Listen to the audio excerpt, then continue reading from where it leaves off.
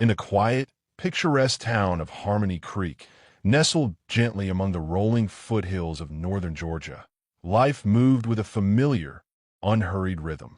This was a place where generations knew each other by name, where Sunday dinners at the local diner were a tradition, and where the annual Peach Festival was the highlight of the summer. The town's very identity was woven from threads of tight-knit community bonds, shared histories, and a prevailing sense of secure tranquility. It was a place where doors were often left unlocked, and a neighbor's helping hand was never far away. It was into this steadfast routine that the sudden and inexplicable disappearance of Mary Beth Caldwell introduced an unprecedented disturbance. Mary Beth, known by everyone for her unwavering punctuality as the morning teller at the Harmony Creek Savings Bank and her dedication to the local gardening club, simply vanished. Her failure to arrive for her shift, an act entirely uncharacteristic of her meticulous habits, initially sparked not panic, but a ripple of concerned confusion among her colleagues and the few early risers who frequented the bank. When calls to her modest bungalow went unanswered and her car remained untouched in her driveway, the confusion quickly morphed into genuine unease, then a growing current of dread that began to flow through the town's veins. The initial days of Mary Beth's absence saw the community rally with an immediate and almost instinctual response. Neighbors organized spontaneous search parties, combing the local woods and familiar walking trails, their voices calling her name echoing through the Georgia pines. Flyers with her smiling face appeared in every storefront window, taped to lampposts, and handed out at the town square. Local law enforcement, accustomed to minor infractions and community disputes rather than serious felonies, found themselves grappling with an unfamiliar and overwhelming situation. Sheriff Bo Miller, a native son of Harmony Creek, recognized that his small department's resources were stretched thin and leaned heavily on the organized efforts and localized knowledge of the town's residents, relying on every pair of eyes and ears. As the hours stretched into days without any trace of Mary Beth, the collective mood of Harmony Creek began an insidious transformation. The initial expressions of hope and determined camaraderie started to fray at the edges, slowly giving way to whispers of anxiety and a creeping sense of vulnerability that had never before been felt in this insulated enclave. Coffee shop conversations, once light and jovial, became hushed and laden with speculation. Parents instinctively tightened their grip on their children's hands during walks to the park. The unspoken question lingered in the air. Was this an isolated incident, or had something far more sinister begun to take root in their peaceful valley? During these early, uncertain days, a seemingly minor detail emerged from the collective memory of the townsfolk. Old Man Hemlock, a reclusive but remarkably observant resident who tended his sprawling pecan orchard on the outskirts of Harmony Creek, mentioned to Sheriff Miller during a routine inquiry that he had repeatedly noticed an unfamiliar, dark-colored pickup truck lingering near the secluded access road to Mary Beth's property in the week leading up to her disappearance. His description was vague, but his conviction was firm. This seemingly small lead, born from the quiet observation of an unassuming community member, prompted the sheriff to widen the scope of his investigation, extending beyond the immediate town limits, a decision that would prove pivotal in the unfolding narrative. The initial shock had now settled into a pervasive disquiet. The tight-knit nature of Harmony Creek, once its greatest strength, now felt like a shared vulnerability. Every unfamiliar face, every unexplained noise in the night, carried a new, unsettling weight. The community's collective breath was held, waiting for a definitive answer, or perhaps dreading what that answer might reveal about the quiet, predictable life they had always known in their Georgia home. The incident had cracked the town's facade of impenetrable safety, exposing its raw nerves to an unknown threat. As the local investigation into Mary Beth Caldwell's disappearance deepened, what initially seemed like a singular tragedy began to reveal itself as part of a far more sinister pattern, sending a fresh wave of profound unease through Harmony Creek. Sheriff Miller, following up on Old Man Hemlock's fleeting observation, discovered that similar inexplicable disappearances of young women had plagued small, seemingly unconnected towns across central and southern Georgia over the past 2 years. These cases, each previously viewed as isolated incidents by their respective local authorities, now, when viewed through the lens of Harmony Creek's plight, exhibited chillingly similar characteristics. Victims with routine lives, no signs of struggle at their homes, and absolutely no discernible motive or immediate trace. The growing realization that a serial offender might be operating within their rural heartland transformed the town's initial anxiety into a pervasive, gnawing fear that permeated every aspect of daily life. The once open and trusting nature of Harmony Creek began to subtly, yet undeniably, shift. Children, who had always been allowed to roam the quiet streets and play freely in the town square, were now kept on much shorter leashes, their movements meticulously tracked by increasingly wary parents. After-school activities were curtailed, and walking home alone became an unspoken taboo. Porch lights, once turned on only for convenience, now burned throughout the night as silent sentinels against an unseen menace. Strangers, once greeted with warm Georgia hospitality, were now met with cautious glances and a palpable undercurrent of suspicion. The rhythmic hum of small-town life became punctuated by nervous whispers and frequent, anxious checks on loved ones, a stark contrast to the easygoing confidence that had long defined Harmony Creek. In response to the escalating crisis, the community's determination, however, also solidified in new and powerful ways. Local churches became central hubs for information, sharing, and emotional support, hosting town meetings that often swelled beyond capacity as residents sought answers and solace together. Volunteer search parties, now better organized and equipped, expanded their reach into the vast, dense pine forests and along the winding creek beds that crisscross the county. Digital forums and social media groups, previously used for local announcements and community events, became vital platforms for sharing tips, discussing potential leads, and collectively processing the overwhelming fear. While rumors inevitably began to circulate, some wild, some tragically close to the mark, the underlying spirit of unity persisted, a desperate attempt to pool resources and collective will against a threat that felt both omnipresent and intangible. Sheriff Miller, now collaborating closely with state investigators and agents from the Georgia Bureau of Investigation, GBI, realized the importance of active community participation. He held regular public briefings, sharing what limited information could be safely disclosed without compromising the ongoing investigation, and continually appealing for any and all observations, no matter how insignificant they might seem. This transparent approach, while sometimes alarming due to the lack of clear answers, helped to manage the town's collective anxiety, offering a sense that law enforcement was working tirelessly with them, not just for them. It was a testament to Harmony Creek's character that despite the fear, cooperation remained strong, fueled by a shared desperation to bring Mary Beth home and to restore peace to their lives. The breakthrough, when it came, was born from the sharpened senses of a community on high alert. Mrs. Clara Mae Jenkins, a spry octogenarian known for her daily drives down every country road to check on her scattered flock of yard sale finds, noticed an anomaly. There was a seemingly abandoned, ramshackle farmhouse on a rarely used dirt track several miles outside Harmony Creek's official limits, a place everyone assumed had been deserted for decades. Yet, she distinctly recalled seeing fresh tire tracks leading up to its dilapidated porch after a recent rain, and once, catching the faintest whiff of cigarette smoke, despite no obvious signs of habitation. She reported her observations to the GBI hotline, a tip that might have been dismissed in other circumstances but was taken with extreme seriousness in the charged atmosphere of rural Georgia. When law enforcement cautiously approached the property, the air hung heavy with a mix of dread and mounting anticipation. The dilapidated farmhouse, partially obscured by overgrown kudzu, stood silent. But upon closer inspection, the GBI agents confirmed Mrs. Jenkins's observation.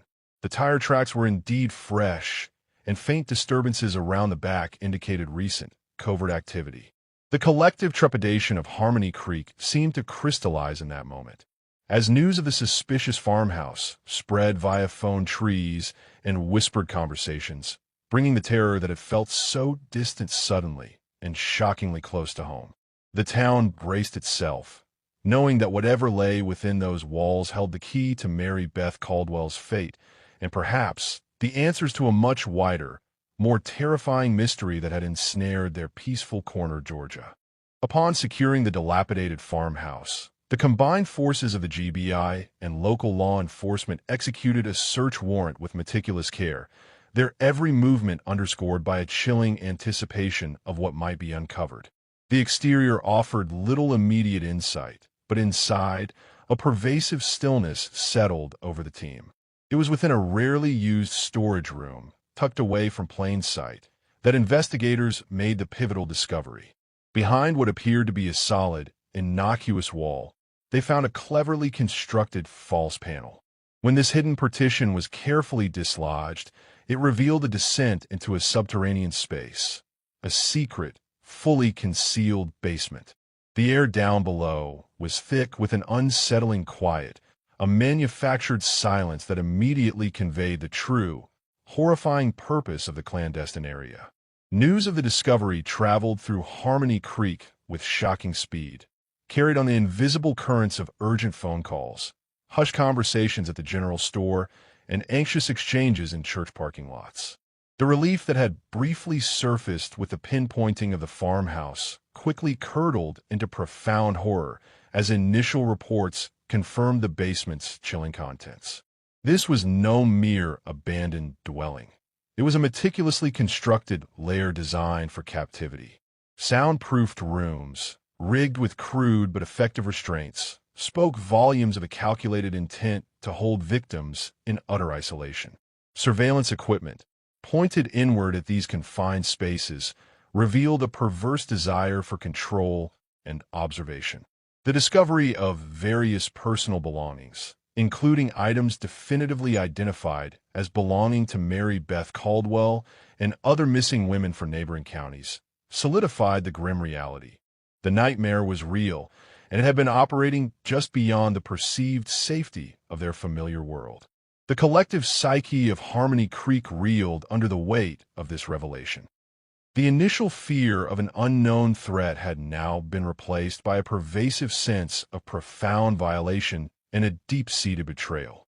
The realization that such an extensive and meticulously planned evil had been perpetrated within their midst by someone who had seamlessly blended into the everyday fabric of rural Georgia life shook the community to its very foundations. Every previously overlooked detail, every casual acquaintance, every fleeting glimpse of an unfamiliar vehicle now took on a sinister new meaning in retrospect. The townspeople grappled with the terrifying knowledge that the monster was not a distant, abstract concept from urban headlines, but a tangible entity that had moved among them, perhaps even smiled at them, all while orchestrating unspeakable acts. Amidst the forensic collection and the overwhelming evidence of the hideout's use, a critical breakthrough in identification emerged from the confluence of local knowledge and scientific precision. Fingerprints and DNA samples meticulously recovered from the basement's various surfaces, particularly from discarded items and tools, were cross-referenced with national databases and local employment records. The results pointed definitively to a man named Calvin Hayes. Hayes was not a complete stranger to Harmony Creek. He was a former general contractor who had worked on numerous residential projects across the county, including repairs on several homes just outside the town limits, giving him intimate knowledge of secluded routes and the very local landscape that had defined the victims' lives. His profile also indicated a history of social isolation and a peculiar affinity for technological gadgets, traits that now appeared chillingly significant. The fact that he was a local, or at least a regular presence in their orbit, intensified the community's sense of shock and betrayal, transforming their fear into a bitter, personal affront. The news of Calvin Hayes' identification and subsequent apprehension spread like wildfire through Harmony Creek, eliciting a complex wave of relief, anger, and a desperate craving for explanation. Sheriff Miller, deeply affected by the violation of his beloved town, personally oversaw the arrest. Hayes was apprehended without incident at a small, unassuming cabin he owned deeper in the woods. His demeanor during the arrest described as unervingly calm, almost detached. In the immediate aftermath, spontaneous gatherings formed in the town square and outside the sheriff's office. There was a raw, visceral outpouring of collective emotion. Not just fear, but a unified demand for justice, a desperate need to reclaim their sense of security. Vigils were held nightly, often in silent reverence for Mary Beth and the other missing women, the flickering candlelight serving as a quiet defiance against the darkness that Hayes had brought. The very air in Harmony Creek vibrated with a shared understanding. Their town, though wounded, was now united in confronting the horrifying truth that had been hidden within its familiar landscape. The realization that such atrocities had occurred so close to home, perpetrated by someone who moved among them, initiated a profound period of self-reflection within Harmony Creek. Discussions in homes and public spaces shifted from mere speculation to a sober examination of how such an evil could have flourished undetected. Questions arose about the subtle signs missed, the quiet individuals overlooked, and the inherent trust that had perhaps been too readily given. This introspection, while painful, began to forge a new kind of community vigilance, one rooted not in panic, but in a deepened understanding of the complexities of human nature and the necessity of communal attentiveness to protect their cherished way of life in the heart of Georgia. The immediate aftermath of Calvin Hayes' apprehension brought a fragile sense of relief to Harmony Creek, quickly followed by a profound shift in the community's emotional landscape as the full extent of his depravity became clear. During Hayes' interrogation, information emerged that allowed investigators to locate and rescue 2 additional young women who had been missing for months from towns and neighboring counties. Though physically weakened and profoundly traumatized, their discovery sent a ripple of immense, albeit somber, hope through the region. For Harmony Creek, while Mary Beth Caldwell was still tragically unaccounted for, the rescue of others deepened their collective empathy, transforming their local crisis into a shared burden with broader implications. The community immediately rallied around these survivors, offering quiet support, resources, and a protective embrace as they began the arduous process of physical and psychological recovery. Local churches organized meals, volunteers offered transportation, and a network of compassionate citizens stepped forward to provide a safe, understanding environment for their healing. The healing journey for the rescued women and for the families of those still missing became a quiet, enduring focal point for Harmony Creek. The town understood that recovery was not a swift event, but a painstaking process requiring immense patience and unwavering support. Specialized trauma therapists from larger cities were brought in, their expertise integrated with the community's natural inclination to care for its own. Fundraisers were quietly organized to cover medical and psychological expenses, ensuring that these individuals received the best possible care. The town's collective desire for justice was intrinsically linked to their desire for healing, a deep-seated hope that by confronting the darkness, they could somehow help mend the shattered lives and restore a semblance of normalcy. This shared commitment forged even stronger, albeit more solemn, bonds among the townspeople, a collective recognition that their unity was their greatest strength in the face of such profound adversity. As Harmony Creek grappled with the ongoing emotional aftermath, the legal machinery began its deliberate and public turn. The trial of Calvin Hayes quickly became the central, consuming focus for the community, drawing unprecedented media attention that transformed their quiet courthouse into a national spotlight. Town residents, many of whom had known Hayes casually from his construction work, filled the public galleries daily, their faces a mixture of solemn determination and lingering disbelief. They listened intently as prosecutors meticulously presented the overwhelming evidence, the chilling details of the hidden basement, the forensic analyses linking Hayes to the various disappearances, the cold, methodical logs found in his lair, and the testimonies of the rescued survivors.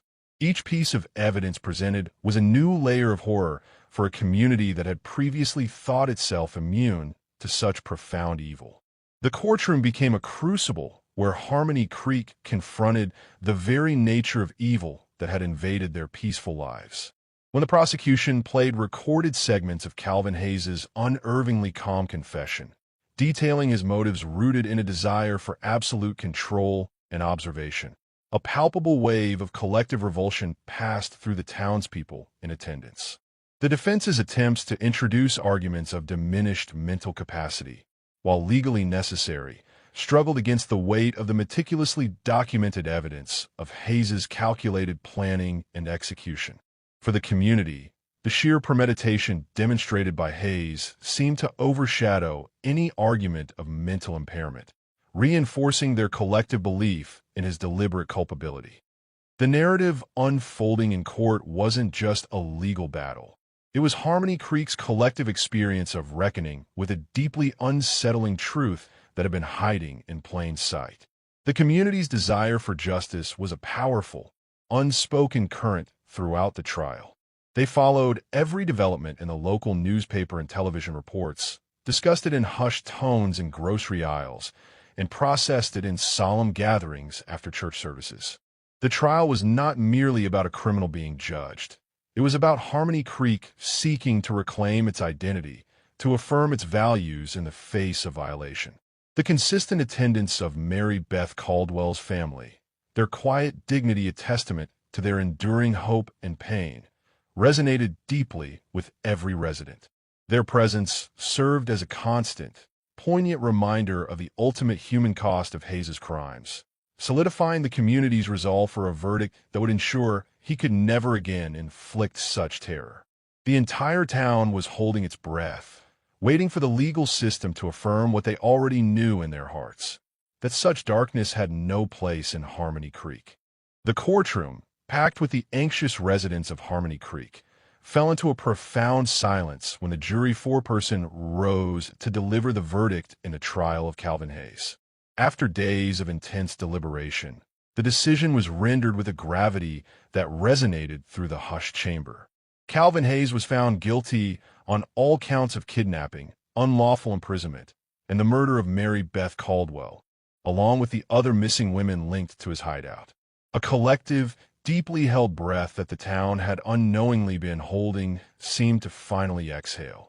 It was not a celebratory sound, but rather a quiet, profound acknowledgement of justice rendered, a somber confirmation that their ordeal, at least in the legal sense, was finally reaching its painful conclusion. The verdict affirmed the town's belief in the diligent work of Sheriff Miller and the GBI, and it honored the memory of those lost and the resilience of those who survived. In the sentencing phase that followed, the courtroom witnessed powerful victim impact statements, delivered by or on behalf of the survivors and the heartbroken families of those who never returned. These statements, though delivered with dignity and restraint, conveyed the immeasurable depths of their suffering, painting vivid pictures of shattered lives, enduring fear, and the unfillable voids left by Hayes's calculated cruelty. They spoke not just of physical pain, but of the theft of trust, the loss of innocence, and the insidious psychological scars that would forever define their journeys. The defense, again, presented arguments for leniency based on Hayes's documented mental health issues. But these arguments, though heard, were overshadowed by the sheer scope and deliberate nature of his crimes. The judge, after careful deliberation and considering the devastating impact of Hayes's actions, handed down multiple life sentences, ensuring that Calvin Hayes would spend the remainder of his life in prison without any possibility of parole. This sentence, a definitive end to his freedom, provided Harmony Creek with a sense of finality and a measure of peace that allowed the long process of genuine healing to begin. The years that followed the conviction saw Harmony Creek embark on a long and complex journey of recovery and redefinition. The fear, while never entirely erased, gradually receded, replaced by a vigilant determination. The town became a living model of proactive community safety.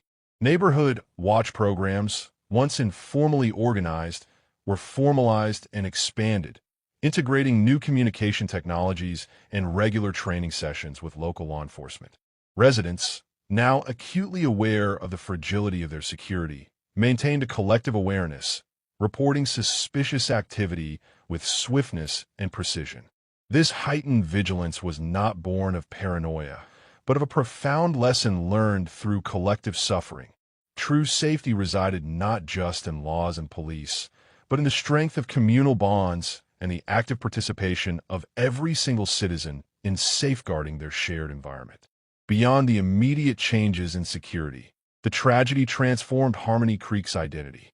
It became a community that had faced profound darkness and, through unity and resilience, had emerged scarred but undeniably stronger. The memory of Mary Beth Caldwell and the other victims was enshrined in the town's consciousness, not as a source of perpetual grief, but as a solemn reminder of their collective strength. A serene memorial garden, carefully tended by volunteers, was established near the town square, offering a quiet space for reflection and remembrance.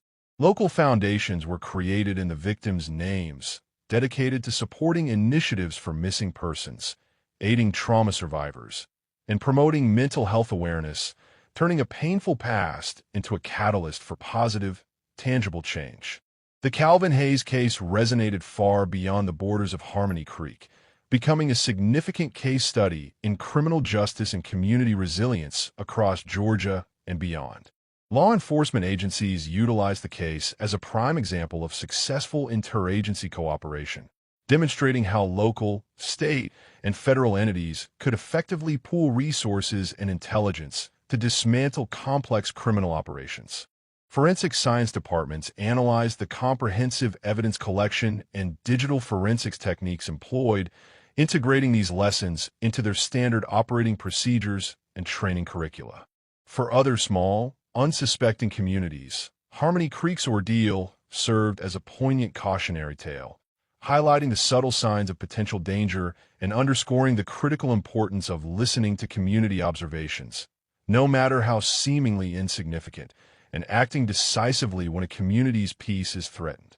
Ultimately, the story of Harmony Creek and the crimes of Calvin Hayes is a narrative of profound violation, but also of extraordinary fortitude. It is a testament to the fact that while evil can infiltrate even the most tranquil corners of the world, it cannot break the spirit of a community united by shared purpose.